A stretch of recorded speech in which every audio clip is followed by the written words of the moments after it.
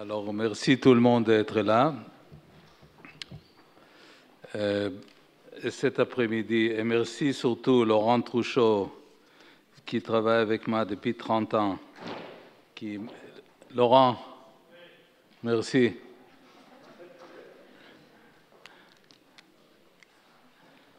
Qu'il est un vrai contributeur à tous les films que j'ai fait depuis 30 ans.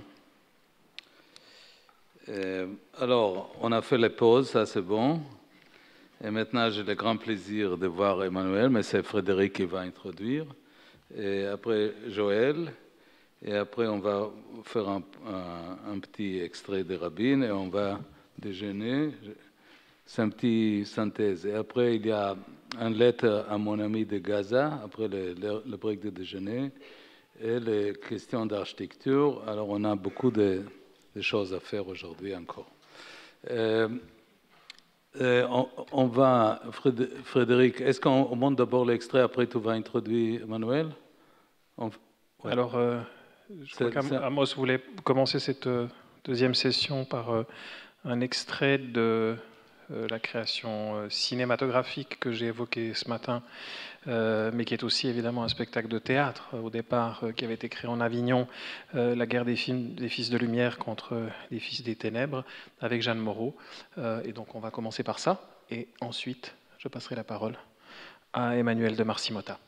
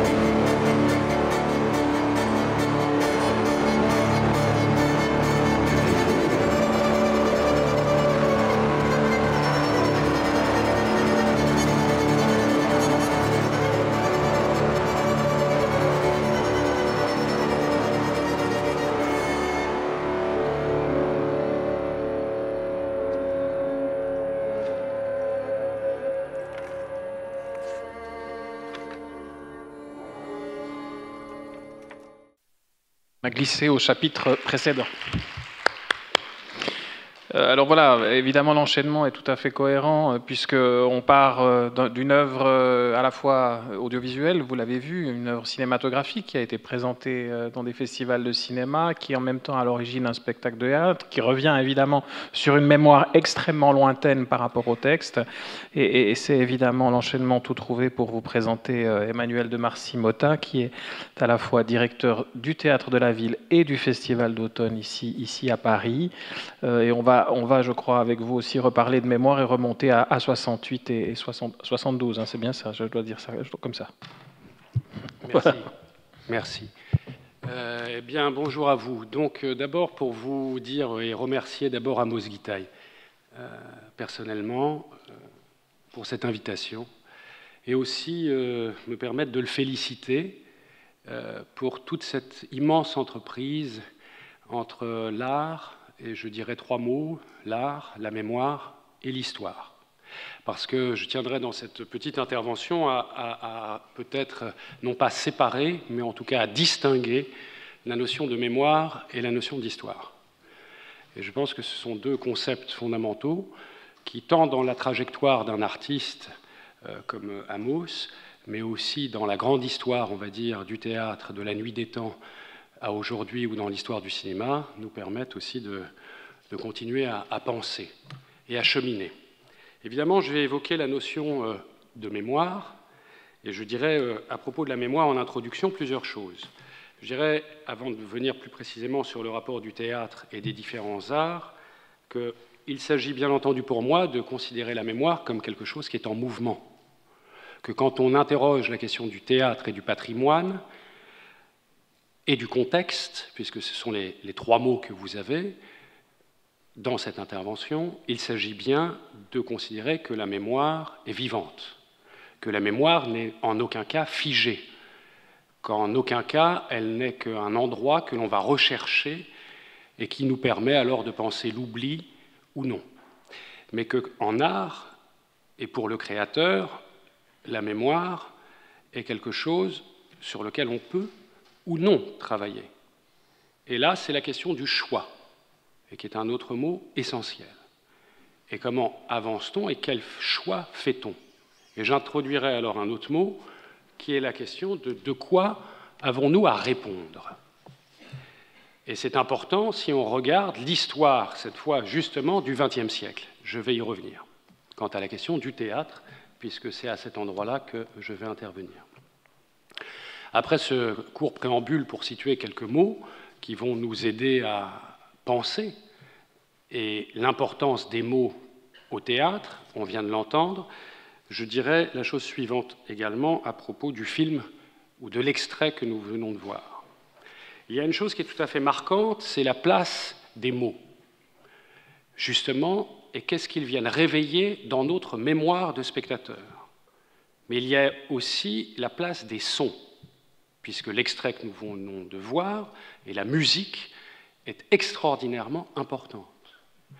En quoi la musique présente avant les mots ou après ou à côté des mots agit-elle dans notre cerveau et que convoque-t-elle de notre mémoire? Enfin, il y a la question du lieu, puisque là, nous sommes bien au Festival d'Avignon, lieu qui a une grande histoire, qui a un contexte et qui n'arrive pas par hasard, mais qui arrive par un désir puissant, et je crois beaucoup au désir, comme une puissance absolue, positive ou négative, pulsion de vie, pulsion de mort, mais ce désir de construire, après la Seconde Guerre mondiale, quelque chose qui nous réunit. J'y reviendrai. Donc ce lieu-là, en l'occurrence, où nous voyons une œuvre vivante dans un temps présent, qu'on peut appeler, en reprenant les formules de Brecht, ici et maintenant, eh bien un lieu qui s'appelle la carrière Boulbon, pensée par un autre homme qui s'appelle Peter Brook, pour pouvoir y faire le Mahabharata. C'est bien dans ce lieu qu'une première mémoire vivante va s'inscrire d'œuvres immatérielles, matérielles dans l'instant, qui sont ces œuvres du théâtre, et je dirais ces formes de l'esprit. Parce que si on parle de théâtre, alors on va devoir distinguer avec le mot théâtre plusieurs éléments. Je vous rappelle déjà que chez les Grecs, le mot théâtre vient du mot théatrum, qui veut dire, comme pour les Romains, de l'endroit d'où l'on regarde ce qu'il y a à voir. Donc nous sommes bien dans un amphithéâtre, dans le sens grec et romain, où vous regardez ce qu'il y a à voir. Là, pas grand-chose. Mais il s'agit bien de ça. Ensuite, on a quitté cette idée, puisque le mot théâtre est devenu, dans l'acceptation générale, le lieu, le bâtiment, où l'on se réunit. Donc, il ne s'agit plus de ce qu'on regarde, mais le lieu dans lequel on entre. Et tout au long de l'évolution des différentes architectures, et ce n'est pas le sujet maintenant, mais du théâtre grec, du théâtre romain, du théâtre élisabétain, du théâtre à l'italienne, du hangar des années 60-70, expérimental, du bifrontal au trifrontal, le lieu a interrogé la forme et le fond, comme on vient de le voir avec la carrière Boulbon au Festival d'Avignon. Donc, le mot théâtre contient en lui-même plusieurs éléments de l'histoire du théâtre, mais aussi une mémoire vive de ce que l'on ne peut pas nécessairement voir immédiatement et qui s'efface et qui est cette fameuse œuvre de l'esprit, où des traces peuvent être conservées, filmées, travaillées pour pouvoir y assister. Donc si je prends effectivement maintenant un exemple, le théâtre de la ville, puisque vous l'avez cité, créé en 1968 par un homme qui s'appelle Jean Mercure, pour créer dans une ville, donc ça c'est bien l'élément du contexte, c'est le troisième mot, c'est où se situe un théâtre et qu'est-ce qu'un théâtre dans une ville et quelle mémoire en a-t-on et qu'est-ce que ça veut dire le contexte du théâtre. C'est une question formidable qui demanderait beaucoup de développement, mais le contexte d'un théâtre, pour nous tous, c'est bien le lieu et le périmètre, d'abord, dans lequel le théâtre, lieu, bâtiment, se situe. Mais nous avons aussi des contextes évidemment éminemment historiques, au lieu de la question de l'espace, au-delà de la question de l'espace, et nous avons des contextes politiques. Et là, j'introduirai alors ce mot, non pas dans le sens politicien évidemment, mais dans le grand sens grec du mot politique, c'est-à-dire de ce qui nous réunit aussi et qui nous permet d'être ensemble. Donc si je prends maintenant une mémoire de ce XXe siècle et vous raconte une histoire, rapidement, si vous me le permettez. On a bien l'avènement de la mise en scène, à la fin du XIXe et au début du XXe, les grands courants qui vont se mettre en place dans l'histoire du théâtre, avec le naturalisme, puis l'expressionnisme, le symbolisme, le réalisme brechtien, l'identification stanislavskienne que vous retrouverez, l'espace vide, le théâtre pauvre, Grotowski, Brooke. On a bien tous les éléments extrêmement riches qui nous donnent la preuve que le théâtre et ses éléments de contexte sont en permanente mutation et que ce sont des mutations rapides, avec une capacité d'imprégnation et de dialogue avec les autres arts. La place de la musique, ou le désir de la musique, la voix de l'acteur ou de l'actrice, et la présence mémorielle de la voix de l'actrice, celle qui reste en notre cerveau pour toujours, et je le prends dans le sens pyrandélien. Qu'est-ce que ça veut dire l'instant éternel quand on parle de théâtre et de mémoire? Pirandello cite toujours l'instant éternel du théâtre, c'est-à-dire cet instant éphémère, mais qui crée une brèche et une faille temporelle, si vous me le permettez, et qui permet alors que notre mémoire soit active, soit vivante, ne soit pas liée seulement à l'histoire, et quelquefois se situe à des endroits de notre cortex cérébral qui ne sont pas immédiatement visibles. C'est-à-dire, qu'est-ce que nous allons aller chercher en nous de plus profond, de plus enfoui, de plus caché, mais à quel endroit nous allons aussi nous permettre à nous-mêmes d'enfouir et de cacher des choses profondes et secrètes par l'art du théâtre. Et par cet instant éphémère qui devient l'instant éternel, c'est-à-dire se souvenir d'une voix, celle de cette actrice extraordinaire, dont la voix nous marque pour toujours et est en nous. Alors se pose la question de la transmission de la mémoire dans un rapport à l'histoire. Donc si je reviens sur les grands événements, à titre personnel, je ne vais pas en parler plus ce matin, mais j'ai monté ces 10 dernières années comme metteur en scène, puisque je dirige 2 institutions de l'histoire de ce pays, le Théâtre de la Ville à Paris et le Festival d'automne. Mais comme metteur en scène, je citerai 4 auteurs. J'en ai monté bien évidemment d'autres. Mais ces 4-là qui, pour moi, font partie de cette trajectoire essentielle.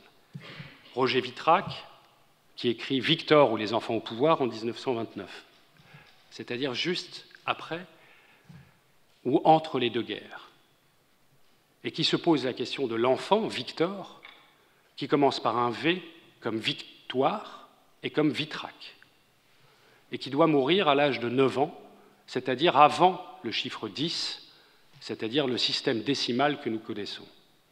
Parce qu'il y avait un autre système, comme vous le savez, avant le système décimal. Pourquoi sommes-nous dans un système décimal et nous référons-nous systématiquement aux décennies, aux siècles? Vitrac s'interroge sur cette question, et avec lui, nous pouvons y travailler et comprendre alors la place d'un auteur, la place d'un lieu théâtral, la place d'un spectateur dans une ville, avant ou ici et maintenant. Je citerai évidemment cet auteur immense qui a fait aussi peut-être notre rencontre, qui est Albert Camus. J'ai mis en scène moi-même L'État de siège, pièce écrite en 1948, soit 3 ans après la fin de la Seconde Guerre mondiale, qui interroge, en même temps que le roman La Peste, la question de l'arrivée du mal dans une ville. et l'idée que cette maladie, qui est la peste, on ne peut jamais en guérir, et que cette maladie réapparaîtra toujours.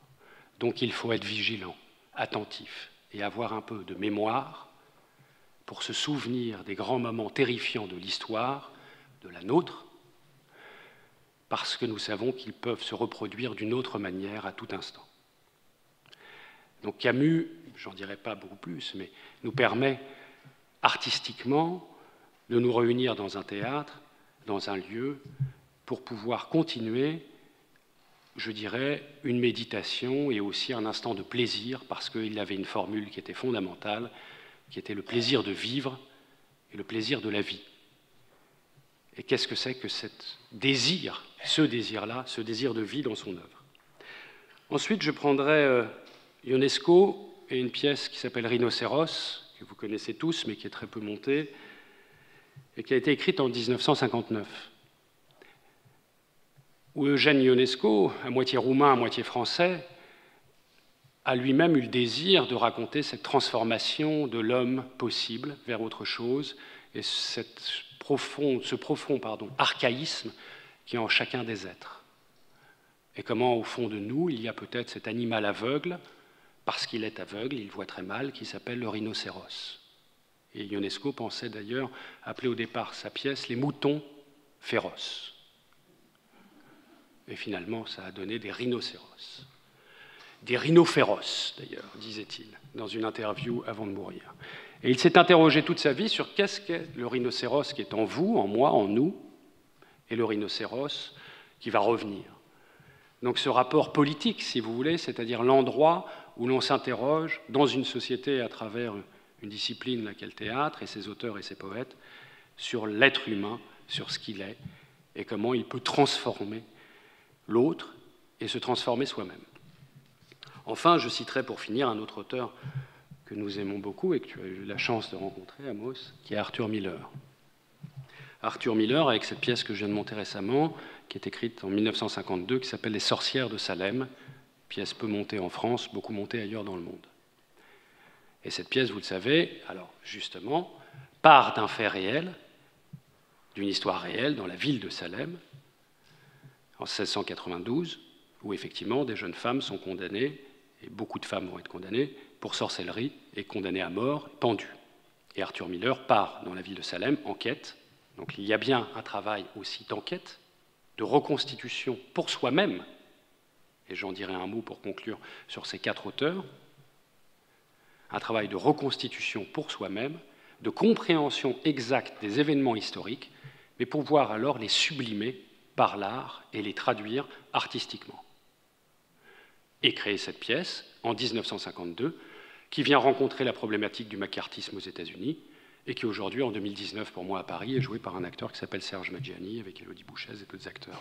Donc on voit bien les rapports, si vous voulez, de temporalité et de mémoire et d'histoire qu'on peut trouver à travers des œuvres, en prenant ces 4 auteurs, et qui interrogent tous les 4 profondément la question du siècle.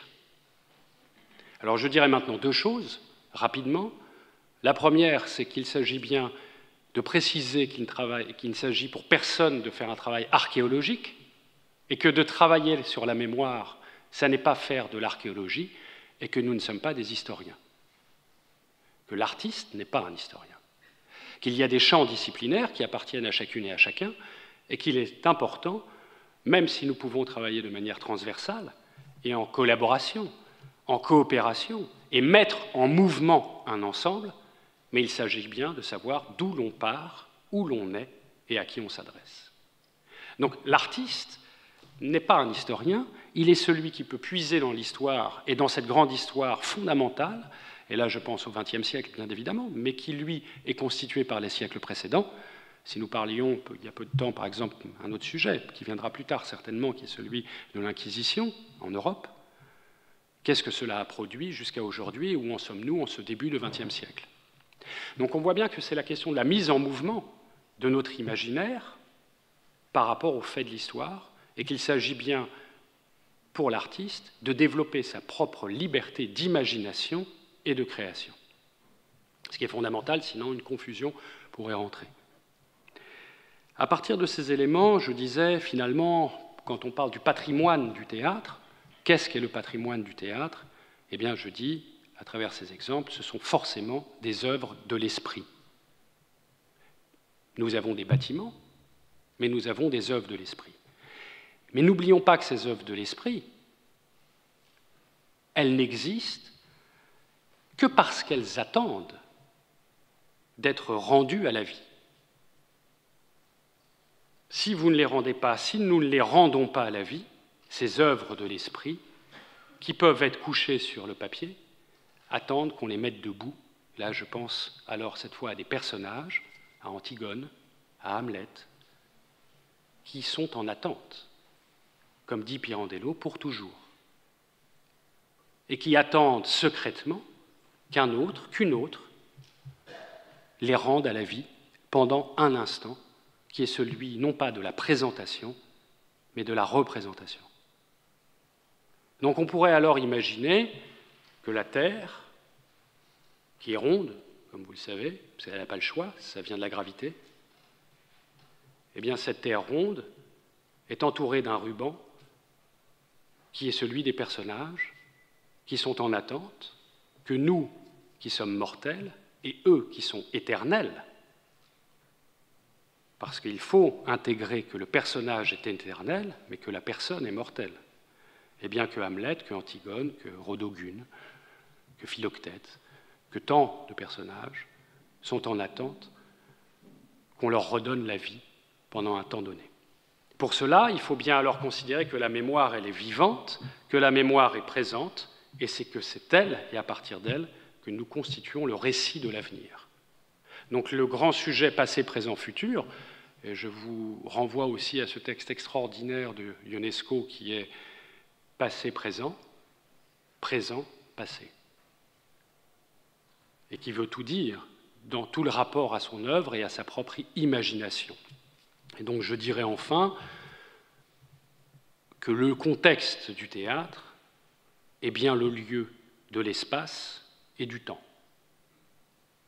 Et que ce qui définit profondément le contexte du théâtre, c'est l'espace et le temps.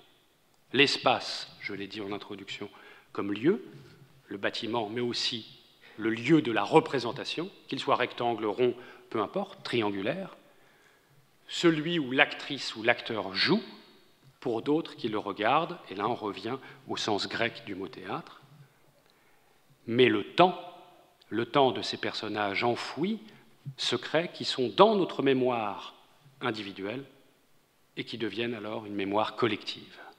Et c'est ce qui fait, peut-être, ce que d'autres appellent le ciment d'une société.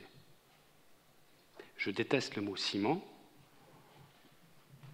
mais je dirais le trait d'union alors entre des êtres, qu'ils soient féminins ou masculins, qu'ils soient d'ici ou d'ailleurs, mais qui nous renvoient alors à notre profonde compréhension de ce que peut être, et de notre en tout cas méditation, l'art du théâtre dans le lien à la mémoire, qui est le grand sujet d'aujourd'hui, à la création, mais aussi au contexte. Et enfin, donc, pour terminer, si je prends des grands exemples, des marqueurs, comme on dit aujourd'hui, vous prenez dans le XXe siècle, j'ai cité des auteurs, prenons ce qu'on appelle des institutions, termes qu'il faudrait définir de manière un peu plus sérieuse que l'utilisation courante que nous en faisons. Eh bien, ces institutions, si je prends après la Seconde Guerre mondiale, à Paris naît le Théâtre des Nations, dans les années 50, dans l'idée justement qu'on doit accueillir Bertolt Brecht et le Berliner Ensemble avec Mercourage, Hélène Weigel, et puis aussi l'opéra de Katsu. Des grandes pièces qui marquent peut-être non pas une réconciliation franco-allemande, mais tout simplement l'idée que les Français ou les Parisiennes et les Parisiens doivent retrouver la beauté de la langue allemande et non pas écouter la langue allemande à travers la langue de Hitler. Et si je vous parlais de la voix et des phonèmes et des sons d'une langue, c'est bien aussi parce qu'on doit pouvoir toujours se dire que la langue de l'autre est belle. Parce qu'à partir du moment où on considère que la langue de l'autre n'est pas belle, quelque chose de terrifiant se met en place. D'où l'idée du Théâtre des Nations, de faire venir aussi du théâtre du Japon, c'est-à-dire de toutes les nations, je l'ai entendu dans le texte qui a été dit là à la Carrière Boulbon, de cette guerre entre les cités et les villes, et les nations, pardon, ce qui vient d'être dit au début de ce film. Ensuite, vous avez quelque chose d'autre qui est très important, qui va être la naissance du Festival de Nancy.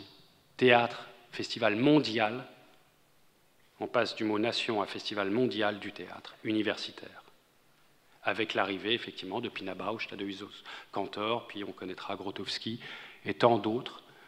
Et l'importance alors pour une jeunesse, cette fois, du monde, de pouvoir être présent et de se réunir dans cette ville. Et Michel Kokossowski, qui est là, en parlerait beaucoup mieux que moi.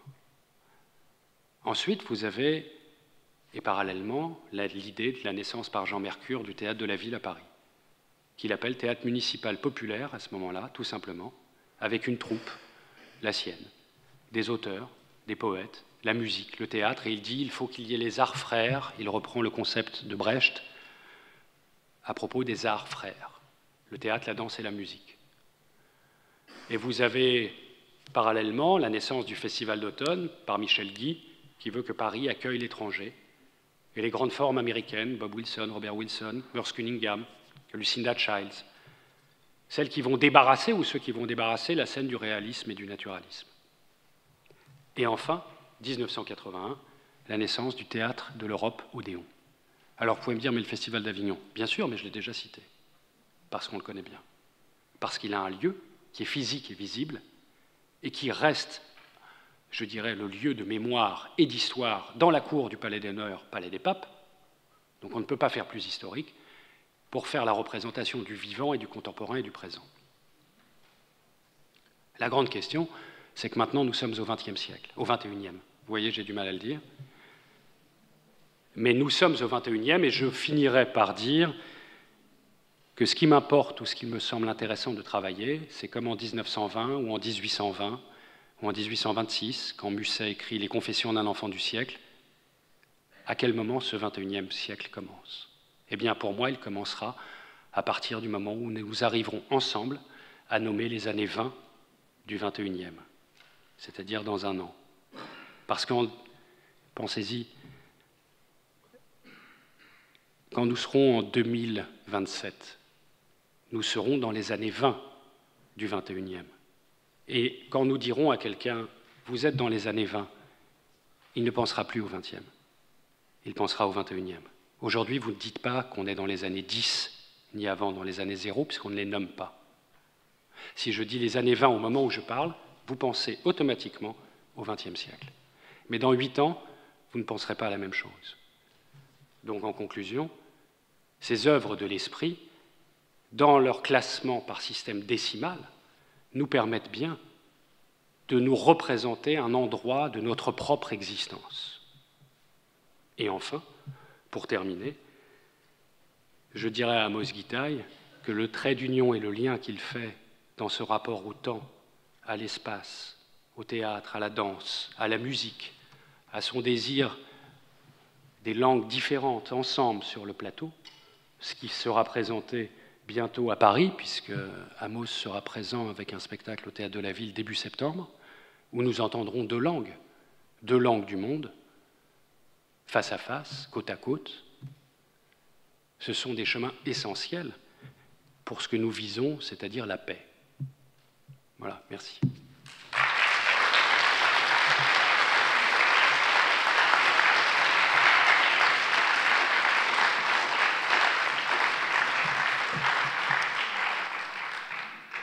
Merci beaucoup Emmanuel de Marcy-Motta. Et vous venez de finir sur la paix.